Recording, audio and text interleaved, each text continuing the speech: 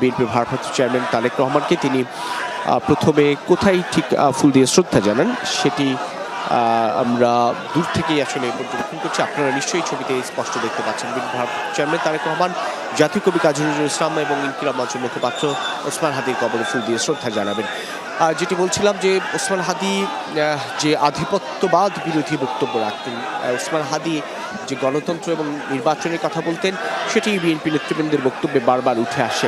বিএনপির ভারপ্রাপ্ত চেয়ারম্যান তারেক রহমান যেমন বলেছিলেন, সবার আগে বাংলাদেশ বা বাংলাদেশের স্বাধীনতা সার্বভৌমত্বকে রক্ষা করা, অক্ষুণ্ণ রাখা এবং সর্বাগ্রে রাখা, সেই একই রকম বিষয়টা ধারণই করতেন ওসমান হাদিও। এবং সে কারণে ওসমান হাদি যে গণতন্ত্র নির্বাচনের প্রতি আস্থা রেখে তার রাজনৈতিক কর্মকাণ্ডে বা নির্বাচনী প্রতিদ্বন্দ্বিতা করার সুযোগ নিয়েছিলেন বা প্রতিদ্বন্দ্বিতা করেছিলেন, সেটিকেই বারবার স্মরণ করেছেন বিএনপির ভারপ্রাপ্ত চেয়ারম্যান তারেক রহমান।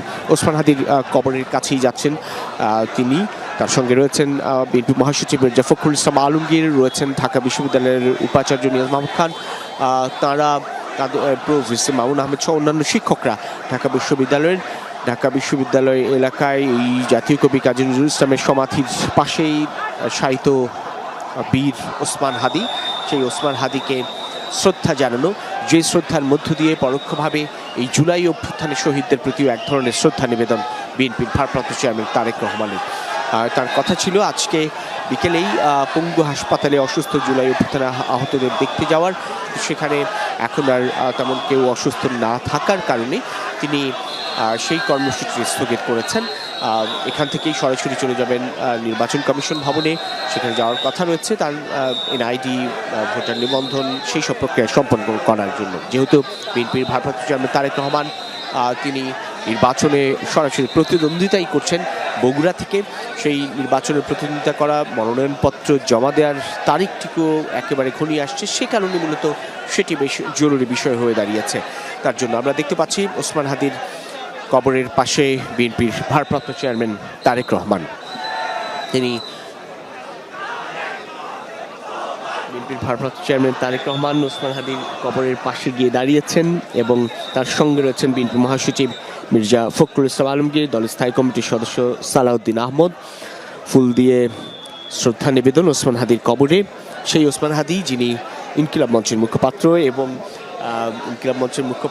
এবং সেই সঙ্গে জুলাই অভ্যুত্থানের অন্যতম কণ্ঠস্বরও বটে।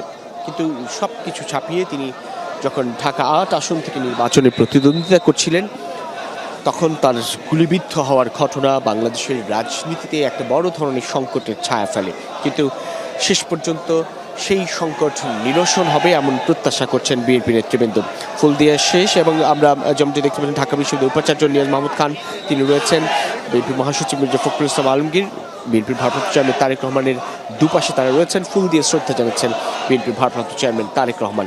এরপর দোয়া ও মোনাজাত করবেন। দোয়া মোনাজাত শেষে ওসমান হাদির কবর জিয়ারত শেষে মূলত জাতীয় কবি কাজী নজরুল ইসলামের সমাধিতে শ্রদ্ধা জানাবেন বিএনপির ভারপ্রাপ্ত চেয়ারম্যান তারেক রহমান। বাইরে বিশেষ করে ছাত্র সংগঠন যেটি বিএনপির ছাত্রদল, জাতীয়তাবাদী ছাত্রদল, শুধুমাত্র জাতীয়তাবাদী ছাত্রদলের নেতৃবৃন্দের উপস্থিতি আমরা লক্ষ্য করছি। বিএনপির আপনারা দেখতে পাচ্ছেন নিশ্চয়ই বিএনপির ভারপ্রাপ্ত চেয়ারম্যান তারেক রহমানকে মোনাজাত করছেন। সেই মোনাজাতের মধ্য দিয়ে ওসমান হাদির আত্মার মাগফিরাত কামনা, দেশ ও জাতির সমৃদ্ধি কামনা, আগামীর বাংলাদেশের স্থিতিশীলতা কামনা এবং বিএনপির চেয়ারপারসন বেগম খালেদা জিয়ার সুস্বাস্থ্য কামনা। বিএনপির ভারপ্রাপ্ত চেয়ারম্যান তারেক রহমান এই ওসমান হাদির ঘটনাকে গুরুত্ব দিয়েই মূলত দেশে ফেরার পর প্রথম এবং এখন পর্যন্ত একমাত্র যে বক্তব্য দিয়েছেন জাতির সামনে দেশের মাটিতে, সেই বক্তব্যে তিনি ওসমান হাদিকে স্মরণ করেছেন। ওসমান হাদির গণতন্ত্র প্রতিষ্ঠা ও নির্বাচনের প্রতি আস্থা রাখার বিষয়টি স্মরণ করেছেন। বলেছেন দেশে যে কোনো মূল্যে আইন শৃঙ্খলা পরিস্থিতি, শান্তি শৃঙ্খলা নির্বিঘ্ন রাখতে হবে, স্থিতিশীল রাখতে হবে, কোনোভাবেই যেন বিশৃঙ্খল পরিস্থিতি সৃষ্টি না হয় সে বিষয়ে সতর্ক থাকার এবং নেতাকর্মীদের নজর রাখার আহ্বান জানিয়েছেন। বলছেন সব শ্রেণী পেশার মানুষের নিরাপত্তা, সব ধর্ম বর্ণ নির্বিশেষে প্রত্যেকের নিরাপত্তা নিশ্চিত করতে হবে। বিএনপির ভারপ্রাপ্ত চেয়ারম্যান তারেক রহমান ওসমান হাদির কবরে দোয়া ও মোনাজাতে অংশ নিয়েছেন।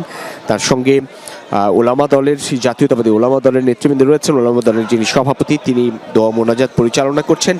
সঙ্গে রয়েছেন বিএনপি মহাসচিব মির্জা ফখরুল ইসলাম আলমগীর, ঢাকা বিশ্ববিদ্যালয়ের উপাচার্য নিয়াজ মাহমুদ খান, ঢাকা বিশ্ববিদ্যালয়ের প্রভিসি মামুন আহমেদ সহ জাতীয় বিশ্ববিদ্যালয়ের উপাচার্য ওবায়দুর রহমান, যিনি বিএনপি শিক্ষা বিষয়ক সম্পাদক, তিনি রয়েছেন। অন্যান্য নেতৃবৃন্দ রয়েছেন। ঢাকা বিশ্ববিদ্যালয় কেন্দ্রীয় মসজিদের যিনি ইমাম তিনি আসলে দোয়া মোনাজাত পরিচালনা করছেন।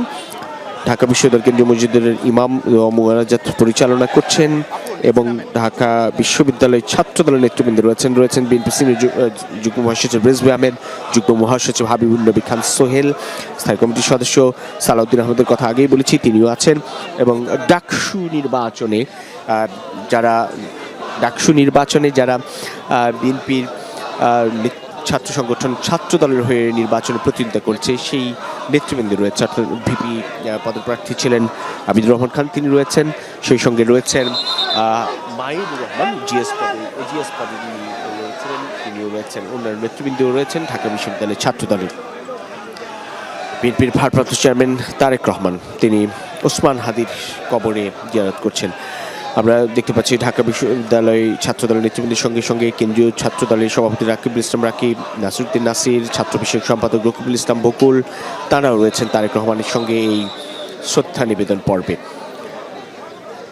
ওসমান হাদি ইনকিলাব মঞ্চের মুখপাত্র, যিনি 12 ডিসেম্বর গুলিবিদ্ধ হন। সেই গুলিবিদ্ধ হওয়ার ঘটনা ঘিরে বিএনপি বাংলাদেশে আগামী নির্বাচনকে বিলম্বিত করা, বাংলাদেশে ফ্যাসিবাদ কিংবা পতিত সরকারের ষড়যন্ত্র বা দেশি বিদেশি আন্তর্জাতিক নানান ধরনের ষড়যন্ত্রের শঙ্কার কথা জানিয়েছিল এবং সেদিন রাতেই কিন্তু জরুরি ভিত্তিতে বিএনপি স্থায়ী কমিটি জরুরি বৈঠক করে বিএনপির ভারপ্রাপ্ত চেয়ারম্যান তারেক রহমানের দেশে আসার ক্ষণ নির্ধারণ করেন। এর আগেই তিনি দেশে আসবেন এমন নানান ধরনের আলোচনা চলছিল।